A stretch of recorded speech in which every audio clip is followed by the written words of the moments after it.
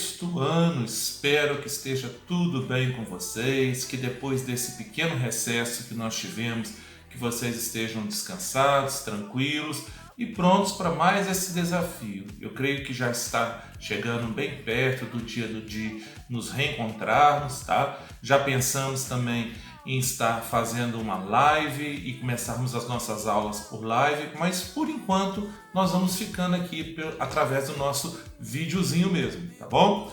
Olha, por enquanto nós permaneceremos, ficou faltando um capítulo, capítulo 8, que é Formas de Relevo, e por enquanto nós vamos ficar no volume 2 a partir da página 52, tá? Daqui uns 15 dias eu creio que nós já estaremos com o volume 3 e eu espero que vocês também já tenham recebido, pois esse livro já está disponível na escola, tá? Qualquer coisa, vocês dão uma ligadinha lá e verifica como vocês terão acesso a esse livro. Gente, olha, falar sobre relevo depois que a gente já estudou sobre rochas e minerais é muito tranquilo, né? Porque agora nós iremos falar somente sobre as formas como esse relevo se apresenta.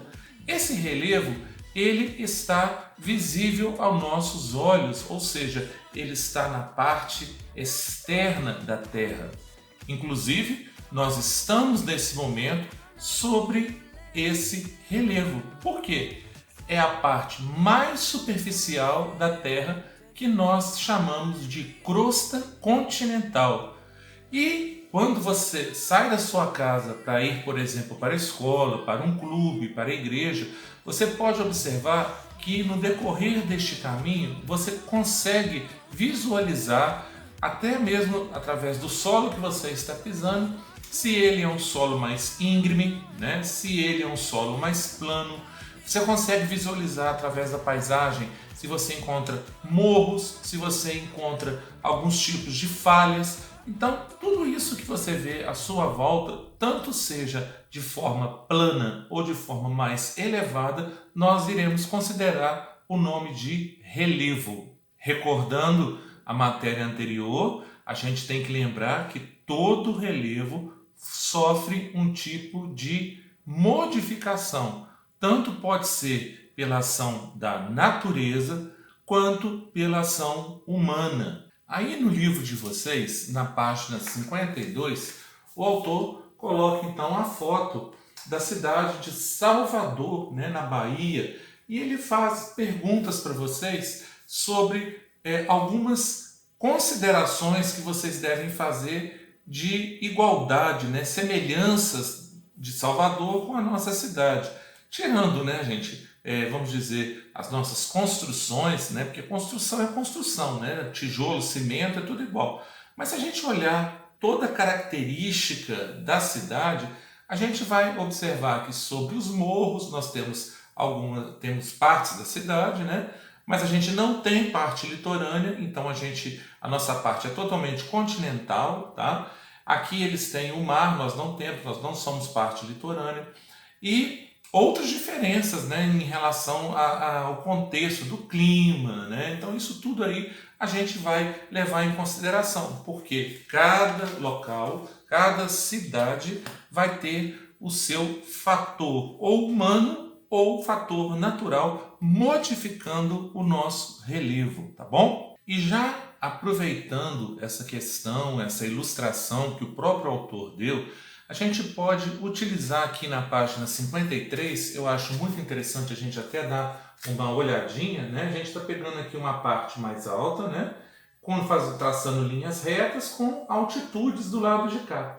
O que significa isso, gente?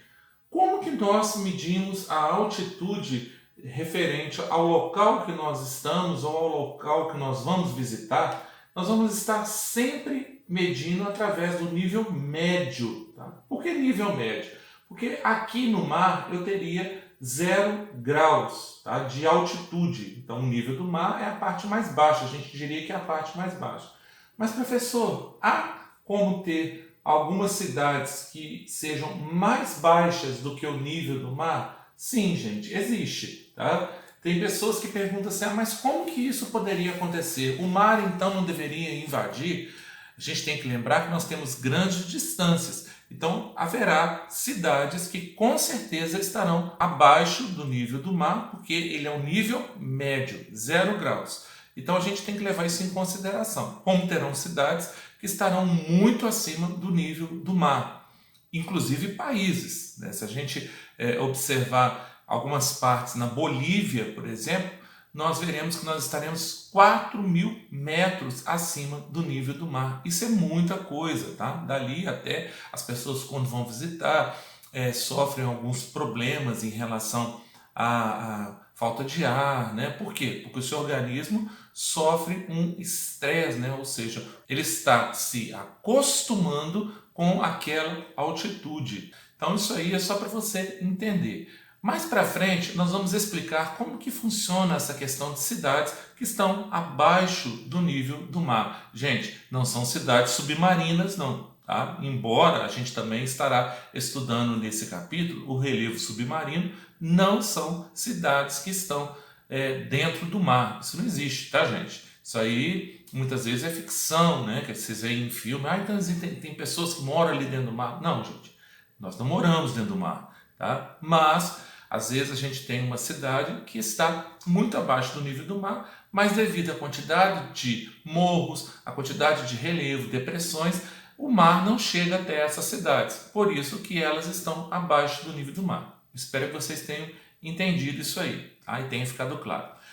Continuando, eu quero falar de 2 agentes muito importantes que nós também já consideramos lá no capítulo anterior, quando nós falamos que o relevo ele sofre modificação através de 2 agentes, os agentes endógenos e os agentes exógenos. Então, somente para recordar, quem são os agentes endógenos? São todos os agentes internos. Endo significa dentro, tá? Então está dentro. Então, os agentes internos podem ser o tectonismo, o vulcanismo, os abalos sísmicos, ou seja, gente, todo esse processo que nós já estudamos em tectonismo no capítulo anterior, a gente sabe já que eles são capazes de moldar, eles são capazes de criar montanhas, por exemplo, tá? Principalmente quando a gente tem aí rochas mais flexíveis, que a gente chama de dobramentos modernos, tá? Então a gente vai tendo aí várias reações dentro, ou seja, no interior da Terra, e esses agentes são formadores, criadores de relevo, tá bom? Temos também os agentes exógenos, exo, de fora, que acontece de forma externa, ou seja, que acontecem do lado de fora do planeta Terra. Esses sim sofrem ação principalmente do vento, da chuva, da neve e do próprio ser humano. Tá? E também algumas bactérias, alguns fungos, que são aí, no caso, os agentes biológicos. Só voltando rapidinho, lembra quando a gente falou sobre intemperismo, que é o molde, né? O solo sendo moldado através de ações químicas, de ações físicas ou mesmo de ações biológicas, tá? Lembrem disso que vocês não vão errar. Então, toda vez que falar de intemperismo, nós estamos falando de modificação do solo por algum fator desses que eu falei aí. Pois bem, nós iremos então agora classificar de acordo com montanhas, de acordo com planícies, de acordo com planaltos ou depressões, os tipos de relevo que nós conhecemos, ou seja, as grandes formas de representação de relevo dentro do planeta Terra. Vamos começar então. Observem esse slide que vem a seguir. Esse primeiro slide nos mostra a forma de planície. Na verdade, as planícies então elas são superfícies planas de baixa altitude. Na verdade, a gente já observou que elas são resultantes de quê? Dos processos de sedimentação. Lembre que sedimentos são a fragmentação de rochas que são trazidas pelo vento, pelas águas da chuva, pelas águas do rio e se depositam em determinado local, principalmente em locais mais baixos, né? A gente viu que nós temos um nível médio e normalmente, mesmo que a gente não esteja num local que tenha mar, nós temos um local que tem rios. Quando a gente tem um rio, é o local mais baixo de uma cidade também, tá? Então, essa planície ela poderá sofrer acúmulo de materiais de origem fluvial, que vem dos rios, no caso também de acúmulo de materiais glacial, que vem do gelo, no caso do lacustre, né, que vem dos lagos, marinha, que vem do mar, e de acordo com o que vocês podem ver nessas imagens aí, eu demonstro para vocês então a forma de relevo planície. Outra forma de relevo muito conhecida, até porque, se você analisar Juiz de Fora, nós estamos cercados por morros e nesses morros, né, a gente tem construções, mas a gente também tem o centro da cidade com nível mais baixo. Então, o que a gente pode dizer desse tipo de relevo que está à nossa volta? Nós chamaremos de depressão, porque são áreas rebaixadas em relação ao tipo de relevo que está circundando, né? No caso, são circundantes em relação a nós. Essa origem ela pode estar ligada principalmente ao processo de erosão ou pode também estar ligada ao processo de afundamentos, né, provocados por falhamentos. Nós iremos dividir então essa depressão em depressão absoluta, no caso são áreas mais baixas que o nível do mar, como por exemplo o Mar Morto, ou nós teremos as depressões relativas. Essas aí são as mais comuns, né? São formadas por processos de erosão e, no caso, apresentam áreas mais baixas que as formas de relevo à nossa volta. Bom, outro tipo de relevo que nós temos e, na verdade, né, é mais característico de países mais frios, de países de latitude mais alta, no caso são as montanhas. Todas as vezes que eu tiver ao meu redor algumas elevações superior a 300 metros de altura, eu terei então uma montanha. Como eu disse anteriormente, um conjunto de montanhas ela será chamada de cadeia de montanhas ou também poderá ser chamada de cordilheira, principalmente se for cadeias recentes, né? Que a gente chamará também de dobramentos modernos. Tá? Por quê? Porque, na verdade, elas se formaram na nossa era, que a gente chama de era cenozoica, que é, na verdade, a era mais recente do planeta Terra. Lembrem quando nós estudamos lá as eras, né? Então, a era mais recente que nós temos é a que nós estamos vivendo, que era a cenozoica. O Monte Everest, que é situado na cordilheira do Himalaia, lá na Ásia, é o ponto mais elevado da Terra. Ele tem aproximadamente 8.848 metros de altitude. Aqui no Brasil a gente vai encontrar montanhas com altitudes menos elevadas, até porque a história geológica do Brasil ela é muito mais antiga. Então essas montanhas elas vão apresentar os cumes mais arredondados. Isso, gente, porque ocorreu exatamente o intemperismo, né? Ou seja, os fatores externos, no caso aqui principalmente de chuva, que seria, no caso, né, o intemperismo químico, o próprio intemperismo biológico, no caso, ocorrendo aí a decomposição das rochas pela atividade dos seres vivos, bactérias, fungos, seres humanos, tá? A gente não pode esquecer disso. E também pode ocorrer o intemperismo físico, que é a desagregação da rocha, que vai sofrendo aí fraturas, vai se fragmentando em razão das variações de temperatura. Então a gente tem esse formato, essas rochas mais arredondadas, porque elas são muito mais antigas, então elas são mais baixas. E eu tenho aí, por último, como grande forma de representação do relevo, os planaltos. Nos planaltos, na verdade, são formas de relevo que relativamente, às vezes, eles são bem altos, mas de forma bem plana, ou às vezes eles são de formas irregulares, tá? Por quê? Devido aos processos erosivos bem acentuados em relação aos demais tipos de demonstração de relevo que eu apresentei para vocês.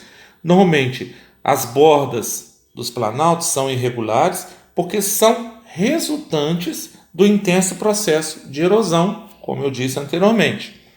Dependendo da natureza das rochas, os planaltos podem assumir diferentes formas. No Brasil, frequentemente nós podemos observar as mais diversas formas de relevo.